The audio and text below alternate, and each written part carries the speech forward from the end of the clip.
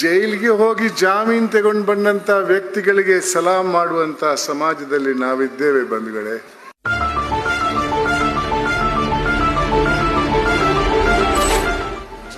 ಜಾಸ್ತಿ ಓದಬೇಕು, ದೊಡ್ಡ ಹುದ್ದೆಗೆ ಹೋಗ್ಬೇಕು, ಶ್ರೀಮಂತನು ಕೂಡ ಆಗ್ಬೇಕು, ಏನೂ ತಪ್ಪಿಲ್ಲ, ಕೋಟ್ಯಾಂತರ ರೂಪಾಯಿ ಮಾಡಿ. ಆದ್ರೆ ಕಾನೂನು ಚೌಕಟ್ಟಲ್ಲಿ ನಿಮ್ಮ ಆ ಸಂಪತ್ತಿನ ದಾರಿಯಲ್ಲಿ ಇನ್ನೊಬ್ಬನ ಜೇಬಿ ಕೈ ಹಾಕಬೇಡಿ, ಇನ್ನೊಬ್ಬನ ಹೊಟ್ಟೆ ಕಲ್ಲಾಕಬೇಡಿ.